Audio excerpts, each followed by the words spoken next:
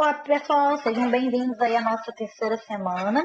Nós vamos começar hoje a discussão sobre o tema do messianismo, tá? Nesse primeiro vídeo eu não vou abordar a questão conceitual sobre o messianismo, vou deixar para o próximo, porque no próximo a gente vai abordar exatamente o texto obrigatório dessa semana, que é a conclusão de um livro, que é um livro gigante, do Maurício Vinhas de Queiroz sobre o movimento do contestar, tá? Ele está aí no material, né, disponível para acesso de vocês. Mas antes da gente entrar propriamente na discussão do Maurício Vinhas de Queiroz, eu vou falar de uma maneira um pouco mais abrangente sobre a temática da religiosidade no período da Primeira República e os movimentos de contestação social que estão diretamente vinculados à questão religiosa, tá? Mas antes, vamos começar falando um pouco sobre o papel da Igreja Católica aí na Primeira República, as transformações que acontecem dizem respeito à Igreja Católica nesse período, né? Como vocês sabem, uma vez iniciado o período republicano, a Igreja Católica ela é separada formalmente do Estado. Se antes, durante o Império, a Igreja Católica estava vinculada através da instituição do padroado, o que é o padroado, né? Acredito que vocês já tenham estudado em cursos anteriores, seja nos cursos sobre Império, ou talvez em cursos sobre o Brasil, né? Ou melhor, sobre a América Portuguesa, referente aí ao período colonial. Falando de maneira bem resumida, o padroado era uma instituição, né? Uma espécie de vínculo que havia entre o Estado, no caso a monarquia, e a Igreja, em que eles compartilhavam funções um do outro, né? Então, a Igreja se responsabilizava por várias funções que seriam atribuídas ao Estado e o Estado se responsabilizava também por funções que eram atribuídas à Igreja. É isso que possibilita, por exemplo, o Dom Pedro II tentar intervir na Igreja Católica quando o Papa lança aquela bula que proíbe a prática da maçonaria. Vocês devem se recordar que a gente conversou um pouco sobre isso lá ainda na época do texto da Emília Viotti. Então, é esse tipo de interferência mútua que o padroado permite, né? Tem outras questões aí, mas eu não vou aprofundar muito, porque senão alongaria demais, ok? Mas com o início da República, a gente tem propriamente a instauração de um Estado laico, né? Ainda que haja uma grande influência, e a gente vai ver isso mais adiante, da Igreja Católica no Estado desse período, né, no governo. Mas, formalmente, a gente tem a instauração de um Estado laico, que, inclusive, estabelece o casamento civil, amplia-se a educação laica, mas a gente vai ver que a Igreja Católica vai ser a principal instituição aí nesse período a organizar e criar escolas. Então, ela se mantém também bem forte na esfera educativa nesse período. Okay? Algumas interpretações, eu vou falar na verdade, dois trabalhos que se contrapõem em alguns aspectos, tá? Então, eu vou começar falando um pouco de um trabalho que se chama A Igreja da Primeira República, é um livro de 1977, de autoria de Sérgio Moro e José Maria Gomes. Nesse livro, eles observam que logo que a Igreja separa do Estado, que num primeiro momento a Igreja Católica viu aquilo como uma oportunidade, né? Uma oportunidade por quê? Porque essa separação do Estado lhe daria maior liberdade de ação. Então, o clero, né, católico poderia agir de uma maneira independente, sem o controle do Estado. Né? Por exemplo, o Dom Pedro II não poderia, até porque já não tem mais Dom Pedro II, né, mas não poderia mais intervir nas regras da Igreja Católica, como interferiu no caso da maçonaria, inclusive prendendo padres que expulsaram maçons, né, da Igreja, sendo que isso era uma regra vinda do Papa. Então, nesse sentido, eles não precisariam mais se submeter ao Estado. Mas o que os autores apontam é que esse otimismo inicial do clero brasileiro foi ilusório. Por quê? Porque, de um modo geral, a Igreja Católica, segundo esses dois autores, teria perdido muito em termos de influência e poder político, mais do que ganhado com a separação em relação ao Estado. Já o Sérgio Miceli, ele discorda, tá? O Sérgio Miceli, num livro de 1988 chamado Elite Eclesiástica Brasileira, ele vai apontar que, diferente do que o Moura e o Gomes, né, no livro anterior haviam falado, a Primeira República seria um momento muito importante, um momento decisivo para a constituição da Igreja Católica no Brasil. Por quê? Porque essa Igreja Católica estabeleceria uma série de relações e de aproximação com a classe dominante, que no caso são os proprietários agrários, né, os proprietários das terras, os proprietários agrícolas, a oligarquia da terra. E isso teria contribuído fortemente para o crescimento institucional do catolicismo no Brasil. No entanto, como a gente vai ver mais adiante, houve nesse mesmo período vários levantes messiânicos. Aqui na aula dessa semana, nas aulas dessa semana, a gente vai apenas ver 2 casos, que foi o caso de Canudos e o caso do Contestado, que eu vou falar posteriormente, né? Nesse vídeo eu vou falar de Canudos. Então, mesmo que a Igreja Católica tenha sido ineficiente em termos de evitar esses levantes messiânicos, na interpretação do Sérgio Miceli, ela teria operado como uma espécie de cinturão de segurança, né? Uma espécie de protetora dos interesses dos grandes proprietários, evitando outras revoltas, ainda que a gente vai ver teve revoltas muito significativas.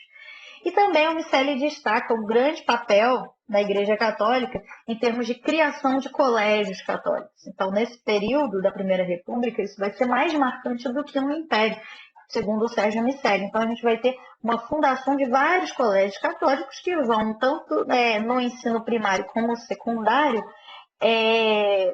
difundir o catolicismo no país, né? Então, ele aponta isso, assim como o envolvimento indireto das autoridades religiosas, por conta dessa aproximação com o grupo dominante, que é o grupo no poder. Afinal, como a gente fala, né, tem aquele estigma que ficou atribuído à Primeira República, é a República do Café e do Leite, né? Então, a República desses grandes proprietários agrícolas, e que as autoridades religiosas, segundo ele, teriam uma grande possibilidade de influência para com essas autoridades, inclusive para permitir, né, a sua ampliação através, né, da criação de escolas, né, e de outras instituições religiosas.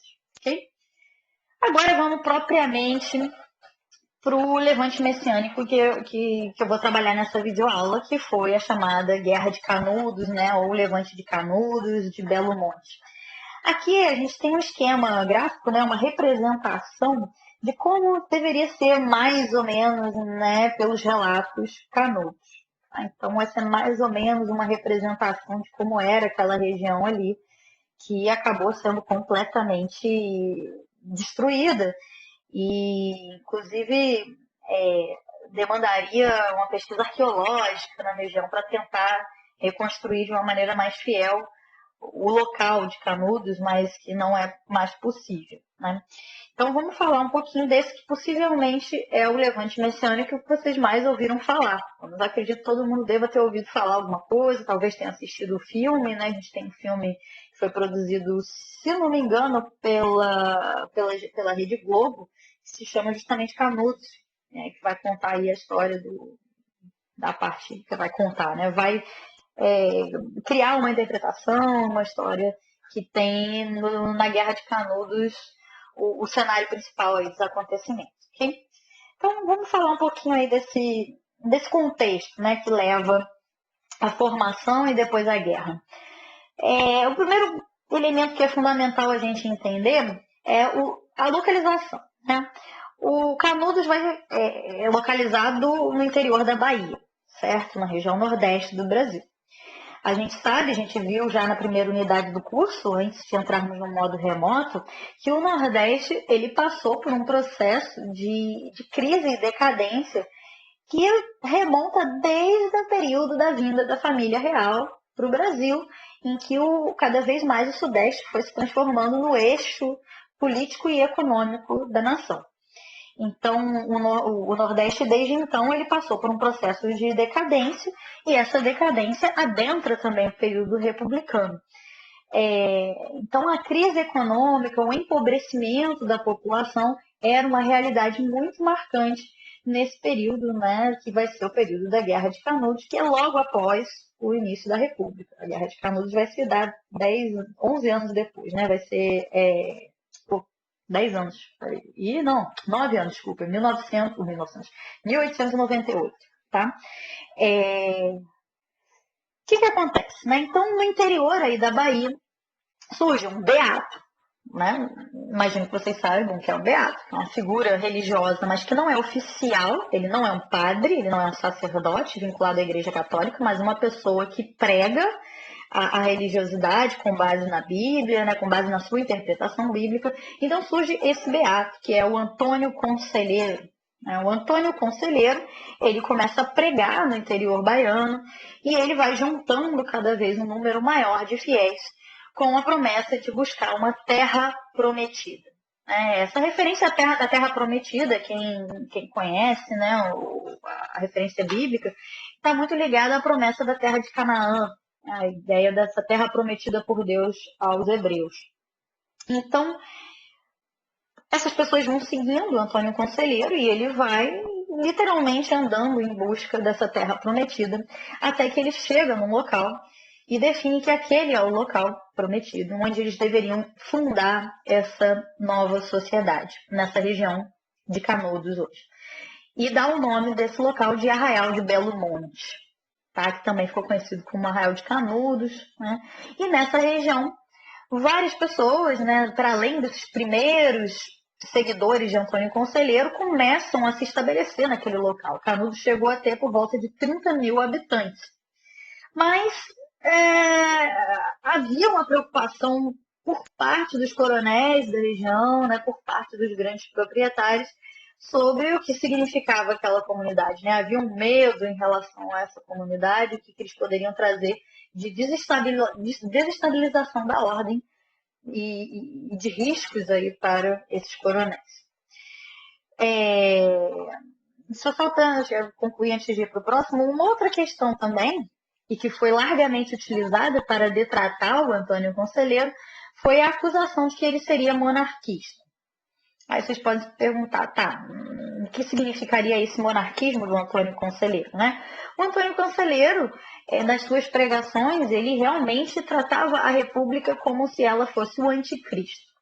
A República, na interpretação do Conselheiro, teria vindo para destruir, para piorar a vida das pessoas. Então, por isso que esse projeto dele de estabelecer uma nova terra era também a ideia de instaurar na Terra uma espécie de reinado de Deus, que tinha essa referência muito forte, que associa, né, em algum nível ao universo imaginário do monarquismo. Né? Além disso, ele também criticava a criação do casamento civil. Ele considerava errada a existência do casamento civil, o casamento deveria ser apenas o casamento religioso, né? O casamento vinculado à religião. Né? Então ele tecia algumas críticas, mas de forma alguma o Antônio Conselheiro representava uma possibilidade de restauração monárquica, né? Mas até porque não tinha poder para isso. No entanto, essa acusação de monarquismo, né, de defesa da restauração monárquica, que foi largamente utilizada para atacar e combater o Arraial de Belo Monte. Sim? Sobre a repercussão social, né, de Canudos. Canudos, até hoje, é desses levantes o mais conhecido. Tá? Tanto aí tem um filme que eu havia falado anteriormente, Guerra de Canudos, que vários autores famosos, né? Cláudia Abreu, Paulo Betti, Marieta Severo, José Wilker, né? São um dos principais atores aí do filme. José Wilker, inclusive, é o conselheiro. Então, ele teve grande repercussão social. Até hoje, ele é muito forte no imaginário, no Nordeste, né? Essa referência na memória popular do Levante de Canudos, esse ideal essa utopia sertaneja, ficou muito marcante na sociedade e motivou uma série de produções, inclusive quadrinhos, eu vou mostrar no final um quadrinho, inclusive, e o livro clássico Os Sertões, do Euclides da Cunha. Esse livro Os Sertões, do Euclides da Cunha, ele realmente marcou muito a produção e o próprio imaginário também sobre Canudos.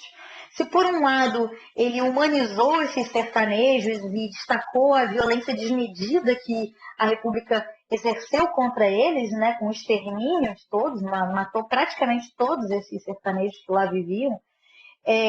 Por outro lado, ele também caracteriza aquelas pessoas a partir de uma noção de ignorância, de atraso e de isolamento, né? Eles seriam, de alguma forma, vítimas da situação que eles estavam colocados aí na interpretação do Euclides da Cunha. Então, eles seriam quase que bárbaros, selvagens, mas que isso em função deles estarem isolados da grande rede de inovações que estava se colocando naquele período, né, de progressismo que estava sendo colocado. Vale destacar, gente, que o Euclides da Cunha, que é esse, né, conhecidíssimo autor, famosíssimo na literatura brasileira, talvez vocês tenham lido no ensino médio, ele era um jornalista, e inclusive ele foi para a região de Canudos em missão jornalística para dar a cobertura oficial sobre os acontecimentos lá. E uma vez que ele chega na região, ele ficou realmente chocado, boquiaberto com as coisas que estavam acontecendo e relatou isso nos Sertões, que acabou se tornando uma das principais referências, uma das poucas fontes sobre os acontecimentos lá e, de certa forma, direcionou muito o olhar a partir do olhar do próprio Euclides da Cunha, que não era um sertanejo, né, que estava vendo de fora o que estava acontecendo. Então, isso criou muitos estigmas em relação a essas pessoas. Um outro aspecto também dessa memória popular. Até hoje existem movimentos, como, por exemplo, esse movimento popular histórico de Canudos, que está vinculado a uma parcela progressista aí da Igreja Católica, que está muito ligada à ideia que surge a partir da década de 1960 de uma igreja focada em atender as necessidades do povo pobre, né? Então, a Igreja dos Pobres. Então, esse movimento popular de Canudos tem no Levante de Canudos uma referência positiva, né? Uma referência de uma mobilização em situação mais precária. Né?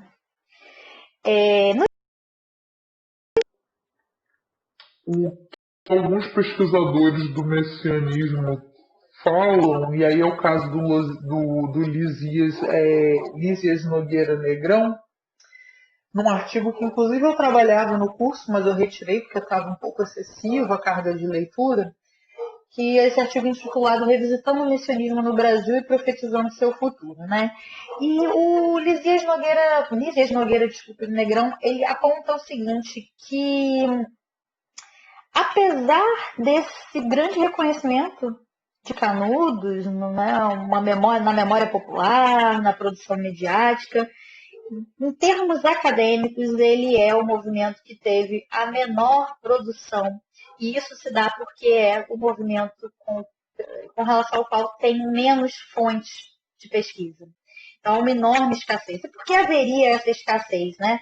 Ele aponta que tanto porque o Exército Brasileiro destruiu grande parte da documentação, da memória relacionada a Canudos. Então, houve isso, né, esse trabalho do Exército em acabar com a memória de Canudos, como também há uma parte da documentação que fala-se, né, alguns documentos que seriam inéditos, que ainda estão em poder do Exército e que não são liberados, como também alguns estudiosos que levantaram alguma documentação, eles não divulgam ela guardando para depois escrever artigos e tal. Então, falta fonte. Né? Então, tem-se pouca fonte sobre o movimento de Canudos.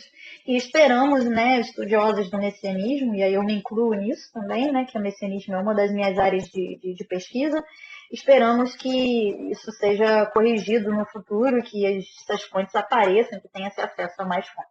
Okay? De qualquer forma, né, Canudos até hoje, é interessante, né, que Canudos lutou até o fim, isso foi uma das coisas muito marcantes que está lá no livro dos Sertões, e Canudos até hoje se mantém muito forte na memória, como eu coloquei, e aí aqui eu retrato, eu trouxe um desses quadrinhos, né, que conta aí a história de Canudos, dando uma versão bastante positiva em relação aos rebeldes de Canudos, e do lado a gente tem aí a foto do Antônio Conselheiro morto durante o último confronto. Né? Canudos teve vários confrontos e esses confrontos eram profetizados pelo Antônio Conselheiro, então segundo reza aí a lenda, o Antônio Conselheiro teria profetizado que haveria 4 fogos e que Canudos venceria 3 e que no quarto ele não sabia o que aconteceria. E, segundo essa lenda, né, no quarto teria sido justamente a derrota final aí de Canudos. Okay? Bem, então no próximo vídeo vou falar para vocês sobre o contestado e vou entrar propriamente no texto do Maurício Vinhas de Queiroz. Okay? Até mais!